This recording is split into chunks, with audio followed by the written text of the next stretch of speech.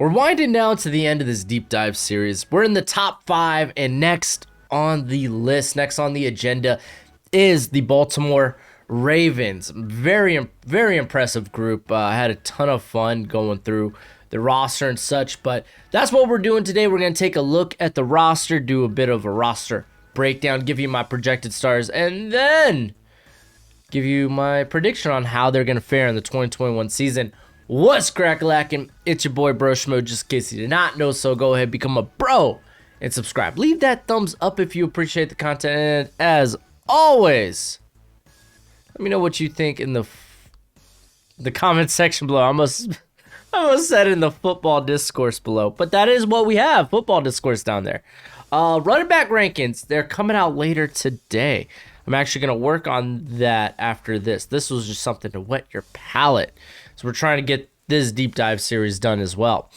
But let's go ahead. Let's get in. You might be noticing I'm using ESPN's depth chart here just because our lads, I will come back to our lads, but they currently have the training camp roster, like guys that are immediately there. So you're not going to see like Lamar Jackson on the roster here. So just to be a bit more accurate, we're going to go with ESPN and then like jump between the two.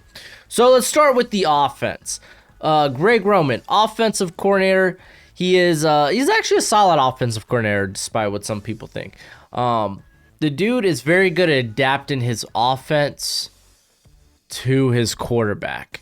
Last year, since Lamar's been in town, they've been running a heavy gap blocking scheme. They've been run heavy legitimately. I mean, just taking a look at some of the categories they lead statistically in terms of personnel and design runs. They were first in the NFL last season in design runs and in 22 personnel, so 2 backs, 2 tight ends. They were second in 20 personnel and fourth in 21 personnel. Also, they ran more pistol than the rest of the league combined. So I thought those were some interesting tidbits, interesting facts. Now, the knock on Greg Roman is is he going to be willing to change that? Like, a big problem this team ran into last season, they were very simplistic with their route concepts. Screen, slant, go.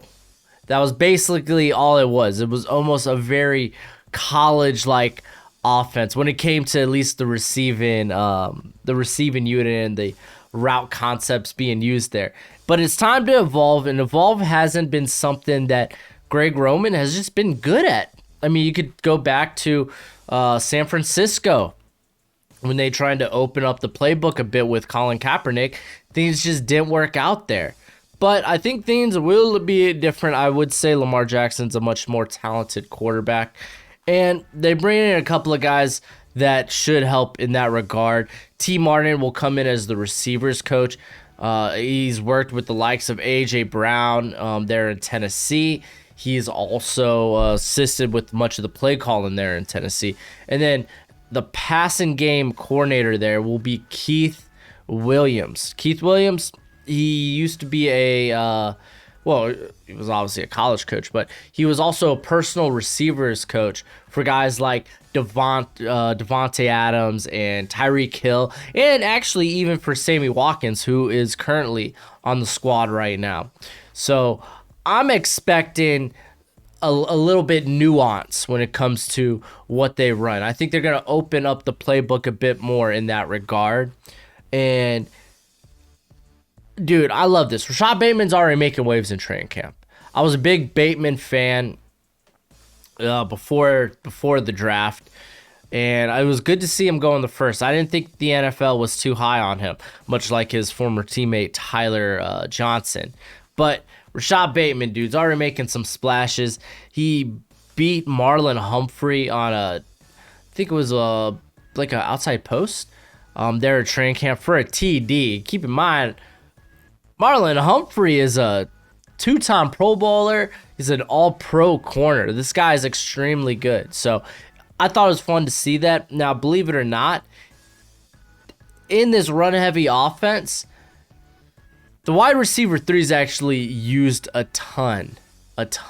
More so than the tight end 2 or whoever the second running back is. At least when it comes to snap-wise last year. And I really think, dude, Rashad Bateman's going to carve out a role. He's going to be very active in this offense. The wide receiver 3, he last season got like close to 700 snaps. So I don't think it's wild to think Bateman would see the field a ton just because the guy's got versatility. He could play in the slot or he could play on the outside. Now, we know this is going to be let's continue talking about the receiving core here. Because you got Hollywood Brown, right? He's not exactly the first round pick they expected that he would be in terms of his projection, his production. But I thought he was pretty solid last season. I think he's another guy that you could move into the slot. I thought he was very effective in the slot at points last year.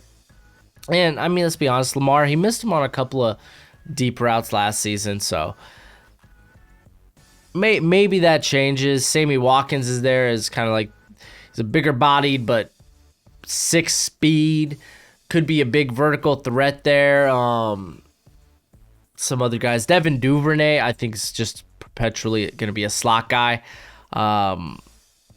whether it's screen or go, honestly. But maybe I haven't really followed him in training camp this year thus far, so maybe he's expanded his route tree.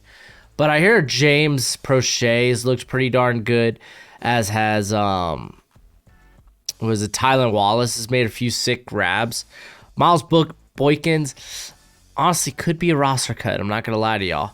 Apparently he has not looked impressive. Doesn't surprise me. I think could be a very likely roster cut, especially Deon Cain. Apparently impressing a ton. I think you could get Benjamin Victor up in there just because of his ability to play special teams. So, I mean, if I had to pick one, I say probably Prochet. Maybe Keene makes the roster. It'll be interesting. And then at the tight end, Mark Andrews has been a solid receiving threat. I wouldn't say he's like spectacular, but he's reliable. Nick Boyle's a bit of the same. He will be their tight end too. Josh Oliver is an interesting name that they added.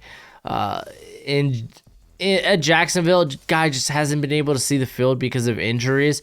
So maybe he's able to revitalize that career here in Baltimore.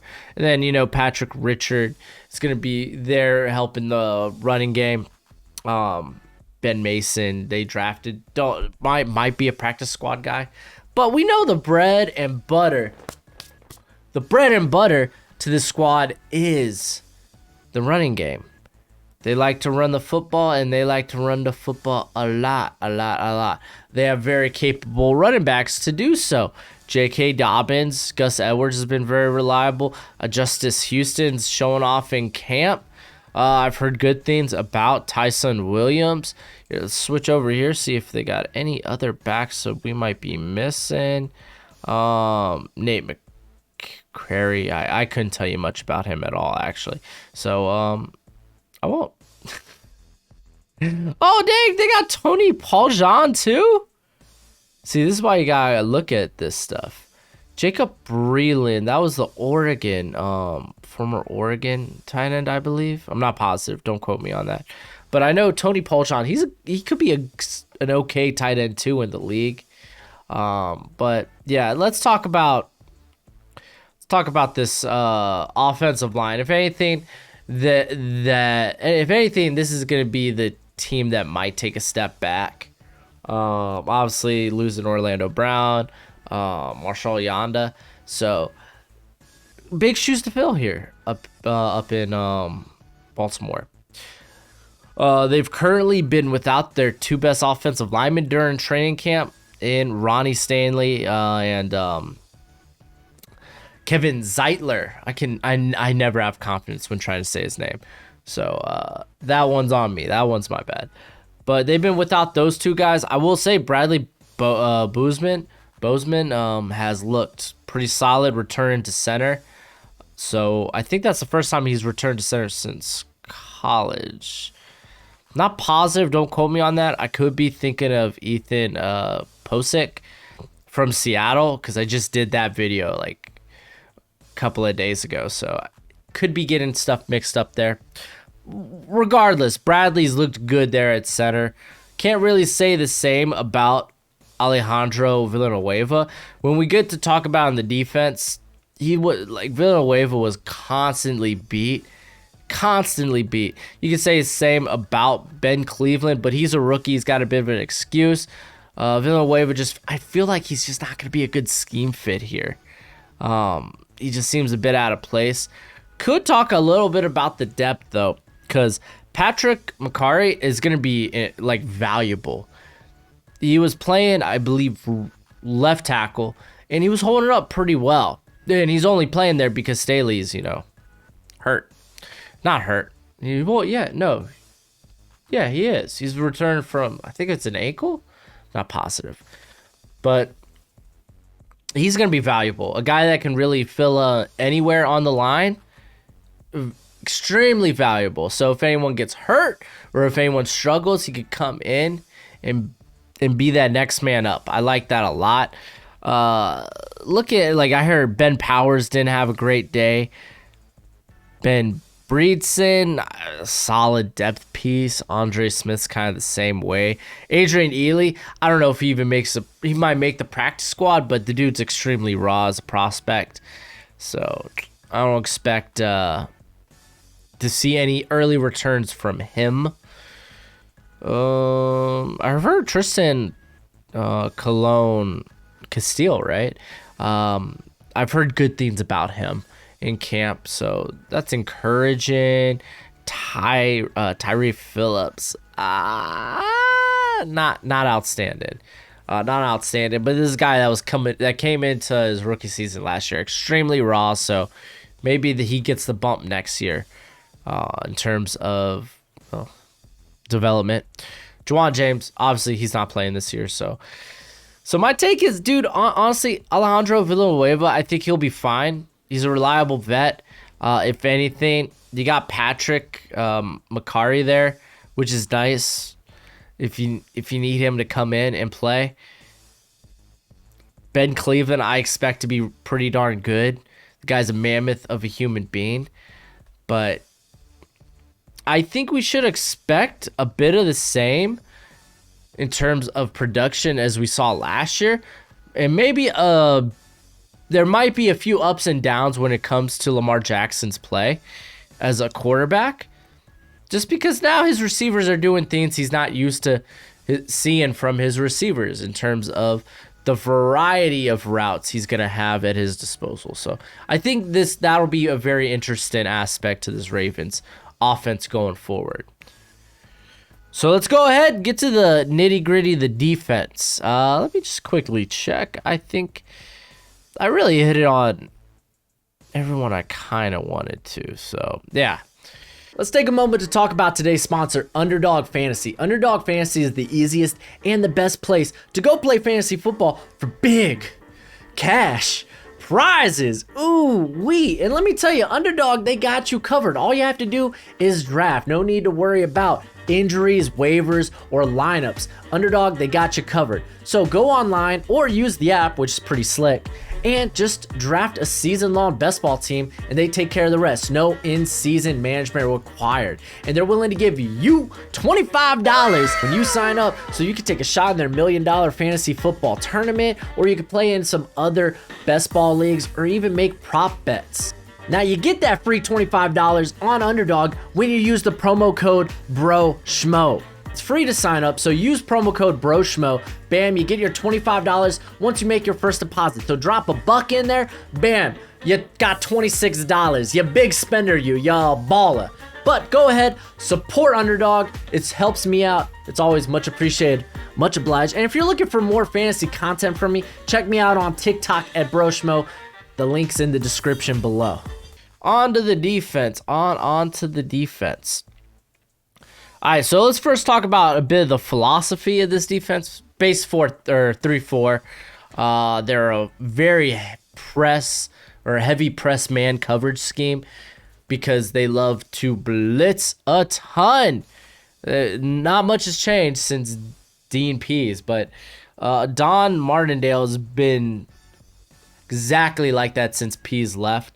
He's kind of just picked up the mantle and rolled with it. That's good mocha. But I don't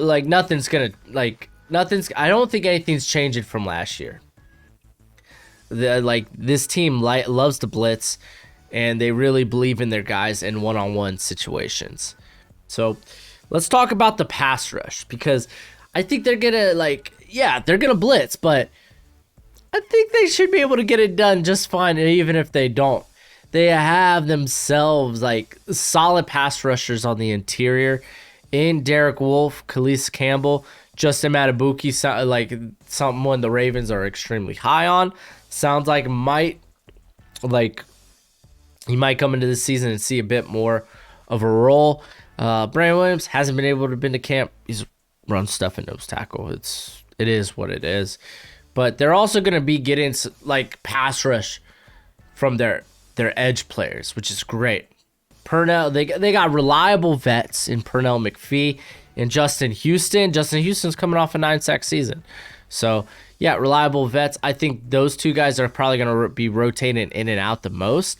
This team, when it came to who saw the most snaps, their edge three was essentially a starting position or starting role. They saw the field a ton. So, and I think Houston and Pernell McPhee are going to kind of be that.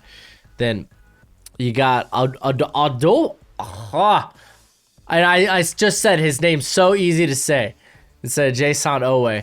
Odafe Owe. There we go.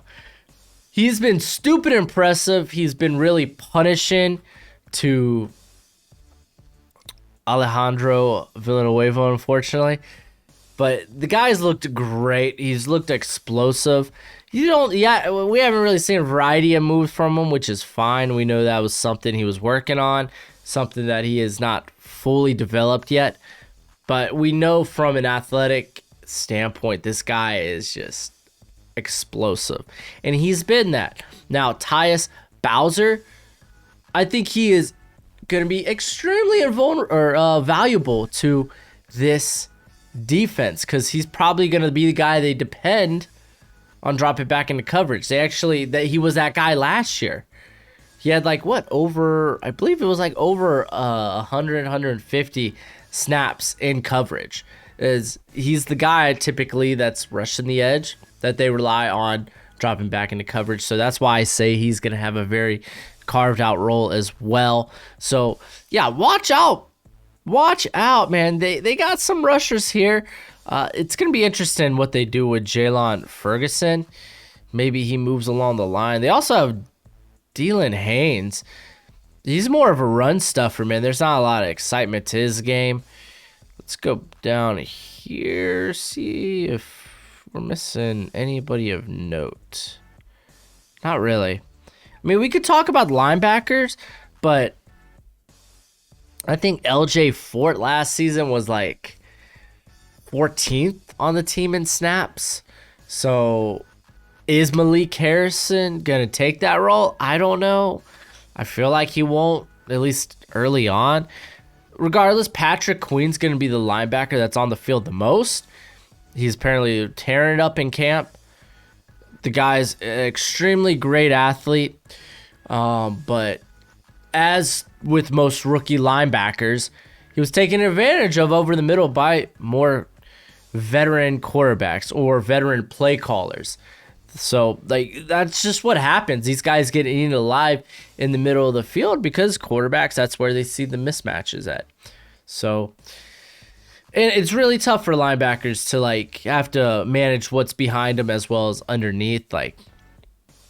So, younger linebackers, of course, are going to have a tougher time with that.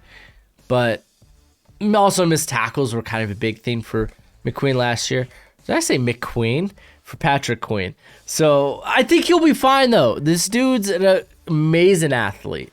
He might take the Devin White just step up and play, Because, like, even with Devin White, like, think about this. It's not like he's great in coverage. He gets blown up for quite a few plays. It's just what you're getting in return, because he's a great athlete. He's just a playmaker. He's just a playmaker, whether it's interceptions and coverage or coming in and making some sacks. Like, what? He was at like 7 or 9 sacks last year. Like, that's kind of the trade-off. And to be fair, he was a guy that was terrible in coverage the prior 2 years. 2.5, essentially. And really stepped up and kind of like found his role, found his groove. So Queen might not ever be like a shutdown coverage guy from a linebacking perspective, but if he could be that playmaker, a guy that could come on the field and make sure everyone else is in the right place, they got their assignments correct, and he could just go in there and be a playmaker, then that's very valuable. Sometimes like with linebackers, they will have lesser athletes at that position. They'll have a guy that more veteran guy who, oh man, why is this guy in the field, man? He's getting blown up in coverage. He's not exactly the best at tackling at this point in his career. You know, he's like maybe fine or fine enough. It's like, why don't they like upgrade, or why aren't they playing the younger player? Because those guys get everyone else into position. Like, that's very valuable. Like, even if you have to deal with them giving up a big play here and there, they're going to make sure everyone else is doing their job correctly. So, linebacker's a funny position, man. It's a funny position in today's NFL. I'll just say that. I don't know why I went on that tangent. Sorry about that. Let's talk about the Ravens. Oh, my. Oh, dear. Anyway, their front seven's great. That's really, at the end of the day, what it is. Let's talk about the corners. I talked about linebacker for so long. I don't even know. Corner, my favorite position in football.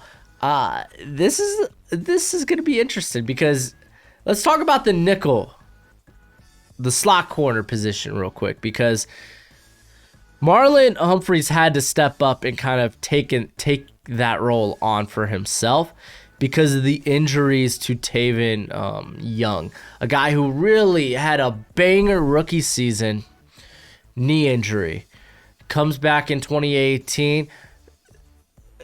He looked a bit rusty, but, you know, for the most part, it was positive. Knee injury. Back again, the Ravens, like the coaching staff, just everybody are still hyped. They're still high on him. Humphrey was talking about, thank goodness, man, Young is back. I don't have to play in the slot. I can go back to playing on the outside. So there's a lot of hype about for a guy that hasn't seen significant snaps since 2018. So it'll be interesting if he can stay healthy and where exactly his play is. But I think Baltimore, at least they've done a good job of maybe bringing in a guy who could keep Humphrey on the outside there in Shaun Wade. Shaun Wade, he's not going to be playing on the outside. He's projected at best at being a safety slash box safety slash slot in the NFL. So I think he comes in just in case, man, Young just isn't 100% or if he gets banged up, because 3 knee injuries within 4 seasons, that's just alarming. I'm gonna call a spade a spade. But hey, this corner group, it's kind of goated, kind of studded. Marcus Peters, Marlon Humphrey, Jimmy Smith, dude's still playing at a good level for like, what is he, like 50 now? Dude's up there in age, man, but he's still playing very well. Anthony Averett, he's been very good in camp. He's a guy probably will make the roster. And we could even mention, let's see, is there anyone else worth? I mean, Iman Marshall, but he's on the pup. Yeah, I think for the most part, if they're gonna keep, they list Brandon Stephens here at corner. I don't know, man. I think they might put him up at safety. I really think he's a safety convert in the league. or a guy that could kind of maybe play both roles.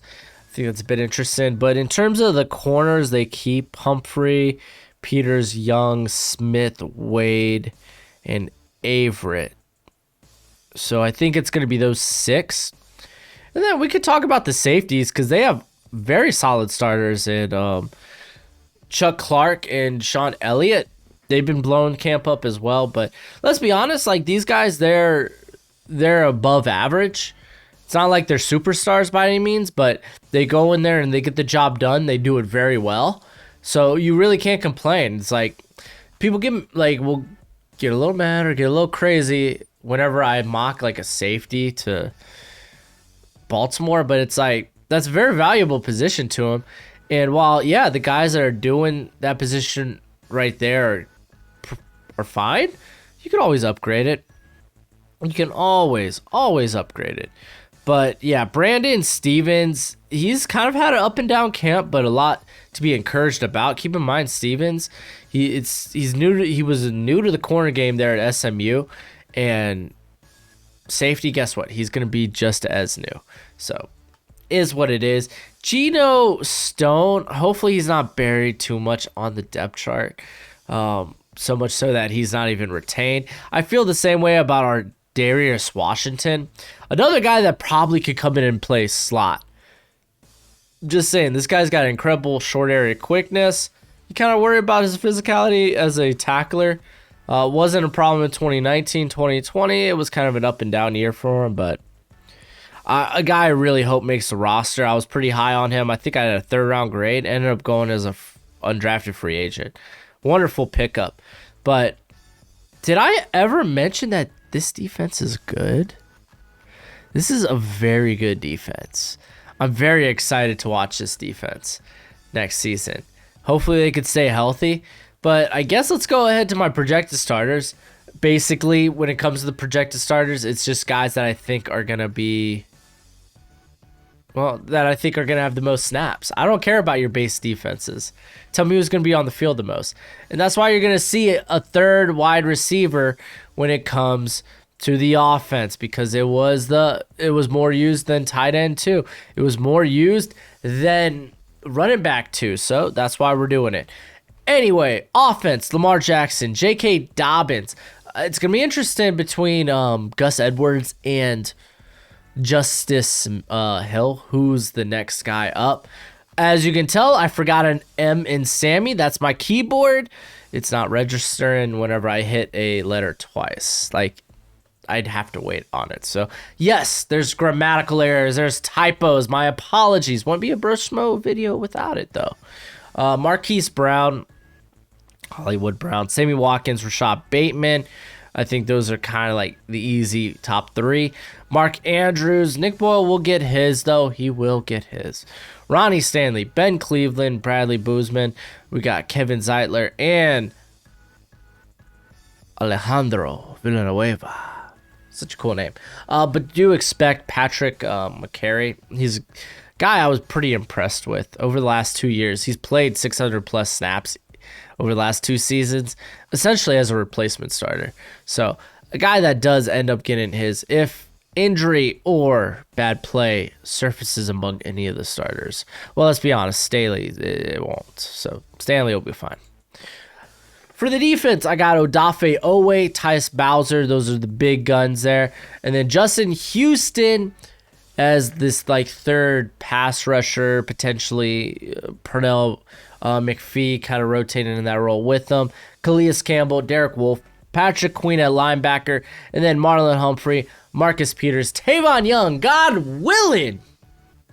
Health is not an issue. And then Chuck Clark, Deshaun Elliott. Those are the stars. Let's see how this squad does. Predictions. 13-4. Yeah, I think they're going to be very good. I got them winning the NFC North barely, just barely. 4-2 in the division. This is a very good, very good Ravens squad.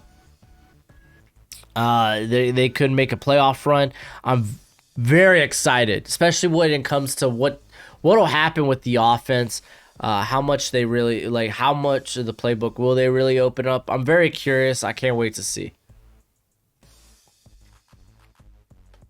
That's good mocha.